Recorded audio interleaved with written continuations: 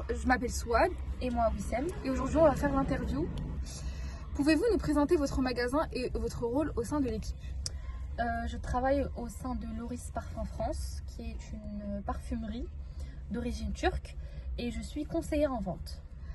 À quoi ressemble une journée type pour vous, de l'ouverture à la fermeture? J'arrive au sein du magasin à 9 h souvent, je nettoie, j'installe les produits, je fais l'ouverture du logiciel et la journée peut commencer, hein. On pense souvent que la vente c'est juste être en caisse. Quelles sont vos autres missions moins connues comme le stock, la marchandise et la gestion? Être vendeuse et conseillère en vente, c'est au-delà d'être derrière la caisse, c'est aussi gérer les stocks. Donc souvent on compte le nombre de produits, ça s'appelle faire l'inventaire. On conseille les clients, on leur apporte certaines informations sur les produits, au-delà d'être juste derrière la caisse. Quelle est la partie de votre métier qui vous passionne le plus? La satisfaction des clients. Ok. Pour vous, qu'est-ce qu'un excellent vendeur aujourd'hui? Un excellent vendeur, c'est celui qui est à l'écoute des clients, qui ne cherche pas juste à vendre son produit, mais plutôt à le faire aimer aux consommateurs. Comment faites-vous pour créer un lien de confiance avec un client dès les premières secondes? Le respect, déjà. Et aussi, j'essaye de savoir ce qu'il peut aimer, de le conseiller en fonction de ses préférences. Quelle est la situation la plus difficile que vous avez eu à gérer avec un client et comment l'avez-vous résolue? Il y a certains clients qui sont très très difficiles, qui demandent un certain temps, un accompagnement plus long. Même s'ils finissent par ne rien acheter, au moins ils se sont sentis conseillés du début jusqu'à la fin et ils ont eu ce certain soutien. Okay. Est-ce qu'il y a une technique de vente que vous utilisez tous les jours sans même y réfléchir? Pas particulièrement, tout se base sur le respect et la connaissance de ses produits. Okay. Et comment faites-vous pour fidéliser vos clients et les faire revenir dans votre magasin plutôt que d'acheter en ligne? Justement, tout se joue sur le conseil. Décidez-vous de l'implantation des produits dans les rayons? En gros, comment tu disposes les produits En fonction des tendances, par exemple dans la parfumerie, il y a des parfums qui font plus été que hiver, en fonction des saisons, des tendances. Ok. Et comment préparez-vous une période forte comme les soldes ou les fêtes, par exemple en décembre? Comment ça s'est passé? On prévoit déjà un énorme stock. On gère avec l'équipe qui va faire quoi, C'est vrai que ça demande beaucoup plus de temps parce qu'il y a beaucoup plus de monde. On est beaucoup plus sur le terrain. Par exemple, dans la semaine hors solde, on peut être 2, alors que pendant les soldes, il faut être minimum 4. En fait, on essaye de gérer l'influence. Qu'attendez-vous d'un stagiaire ou d'un nouvel employé qui arrive dans votre équipe? On attend ce qui représente les valeurs de la marque, qui connaissent un minimum les produits. Et en parfumerie, c'est au-delà de la vente, c'est aussi de la passion. Parce que faut avoir un minimum de passion, il faut aimer les parfums pour pouvoir les conseiller. Quand le client il sait que vous adorez, vous idéalisez le parfum, il va se sentir en confiance. Exactement.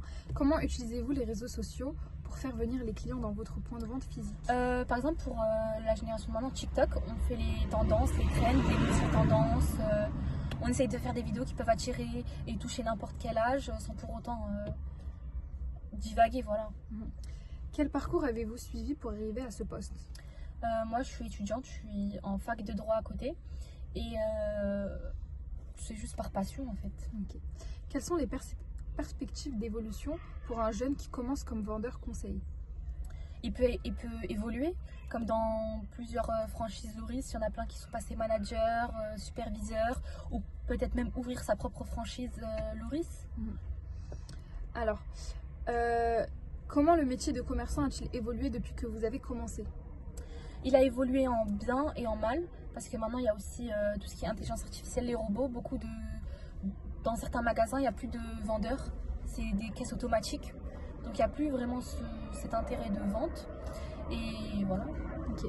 Est-ce qu'il y a des compétences apprises en classe que vous avez fait par exemple dans vos études qui vous ont permis dans oui. le taf? Moi j'ai fait un bac STMG et le management ça m'a aidé parce que ça nous a permis de voir de comprendre le client, les étapes de la vente et comment ça se passe. Ok. Quel est le meilleur conseil qu'on vous ait donné dans votre carrière? Le meilleur conseil qu'on aurait pu me donner dans ma carrière, ce serait juste d'avoir confiance en soi. Ouais.